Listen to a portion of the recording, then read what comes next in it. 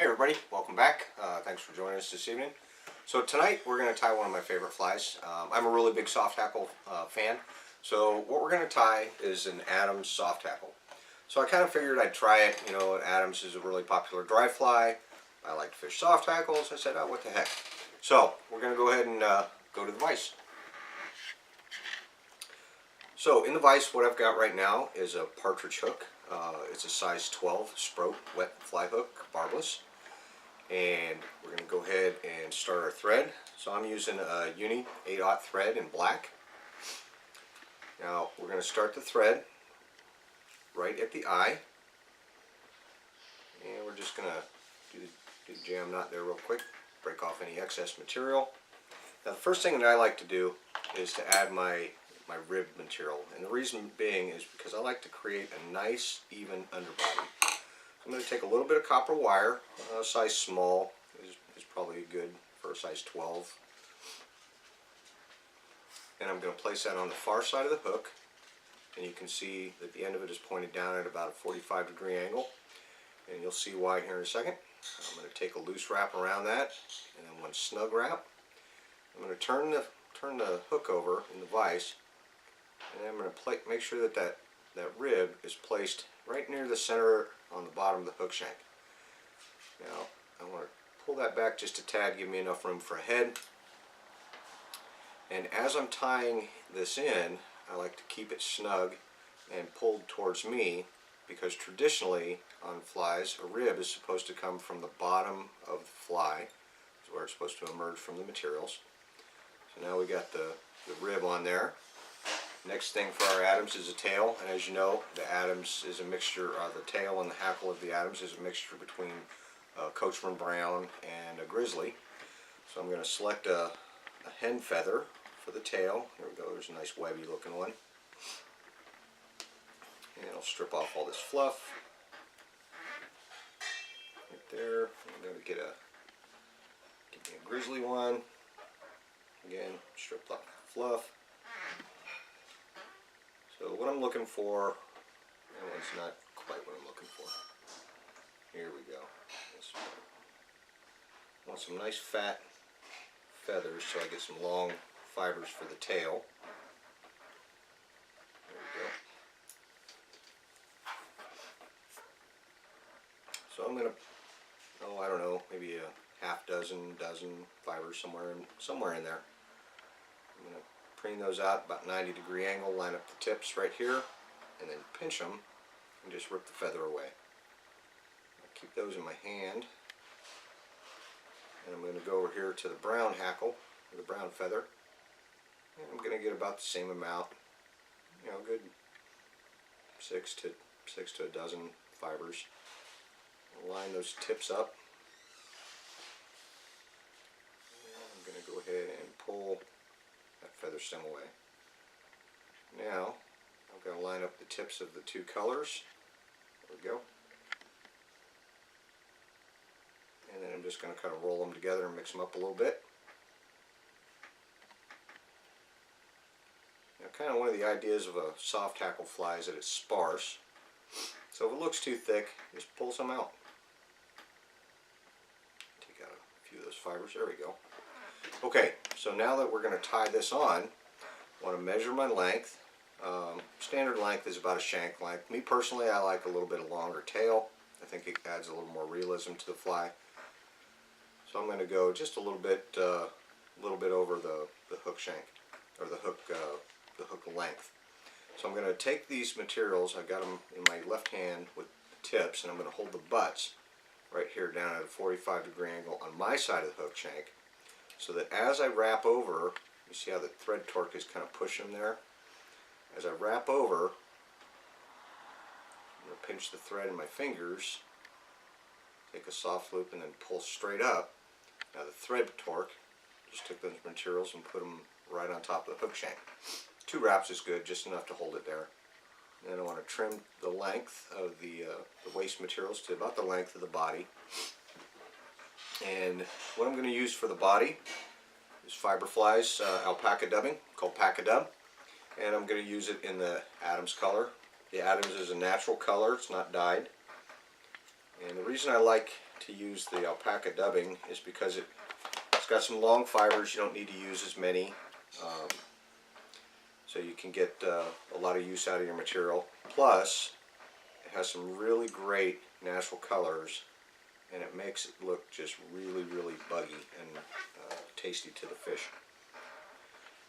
So what I tell guys when I'm teaching at Project Healing Waters is that when you think you've got enough dubbing taken out of your bag or your box or whatever, take away about half of it.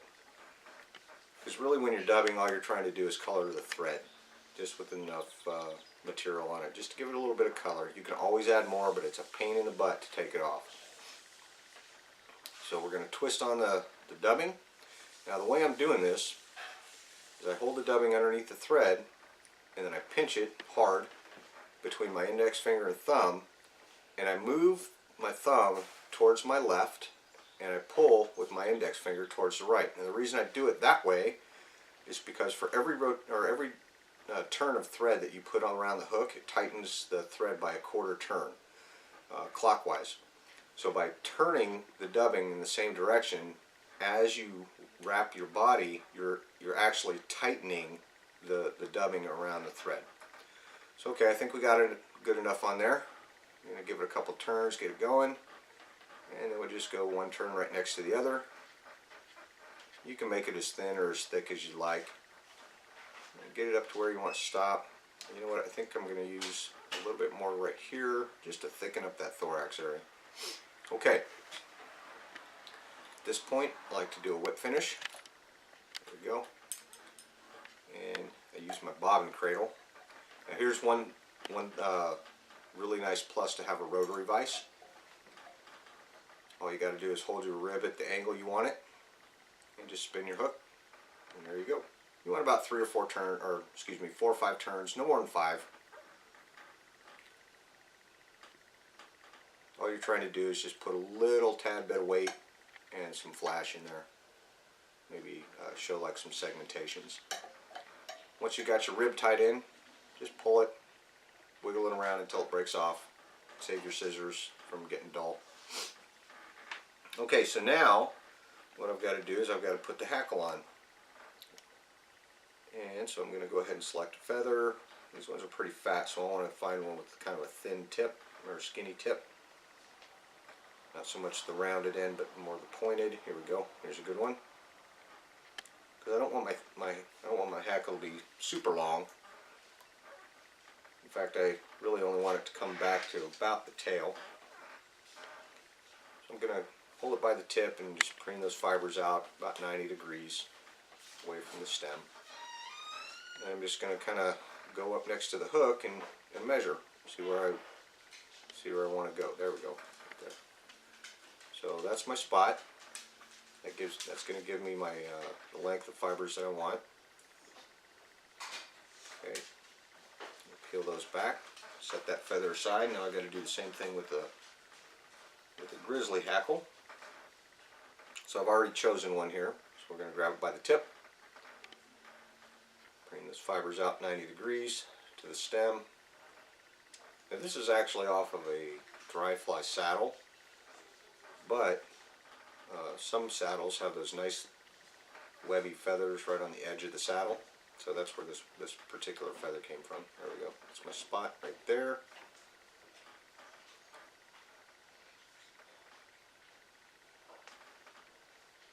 Okay. So now what I'm going to do is continue to prep my feather. And to do that, I'm simply going to trim these fibers away from the stem around the tip area, because I don't want my tie-in area to be super clogged with all those excess feather fibers.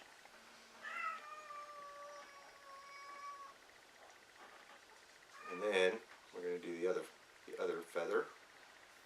Here, there we go. It's one side, now the other side. Okay, the last thing, since soft hackles are traditionally known for their sparseness, I can either peel off some of these feather fibers off of one side, or I can just continue to trim down the stem just like that. Okay, prep the the Grizzly Hackle, and we'll be ready to go. Oops, I just cut the tip off. That's alright, you can still use that feather.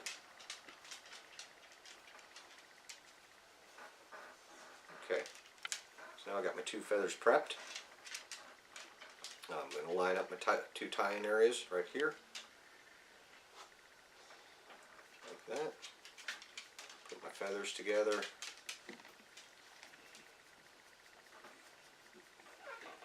And now I'm going to hold these hold the feathers on my side of the hook shank with the stems pointed down towards the bench at about a 45-degree angle. Now I'm going to take a loose turn, kind of snug it up, pull back just a tad. I'm going to go 1, 2, 3 turns.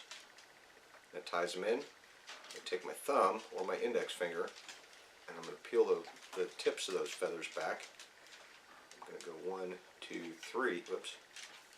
Started out a little too far forward. Go 1, 2, 3 forward, and then trim off the tips. Just like so. Now I've got a nice tidy tie-in area that's going to be the shoulder of my fly. Okay, so I'll grab both feathers together. And I start to go around. I go 1 complete turn. And then the second turn right there. Bring it around again on my side of the hook shank. Now my cat's coming to say hi. Those 2 feather stems are starting to separate. We're trying to keep them nice and close together. What you can do is fold them back for each turn. There we go. There. I'm going to bring my thread up along my side of the hook shank while the feather here is going straight up. I'm just going to fold them forward and then continue around.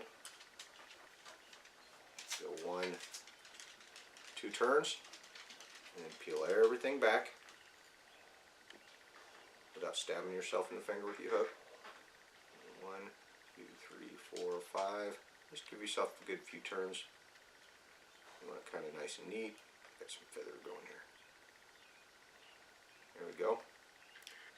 And then you can either clip them off or you can just simply snap them off. It's up to you. One little trick that I like to use and like to teach is when you're using head cement, since you want a nice tidy head, small head, put a little bit of head cement on your thread real quick, no more than 3/4 of an inch or so, not real thick, just enough to put some on the thread. And then go ahead and throw your whip finish on there, like that. All you got to do is trim your feather, or trim your thread, and there. Tidy up a little bit of that glue there. And there, you have a soft hackle Adams. It's pretty much a trout killer here in Virginia. Brookies like it. The stock rainbows like it. Of course, they'll eat anything, just like Mikey. And there you go.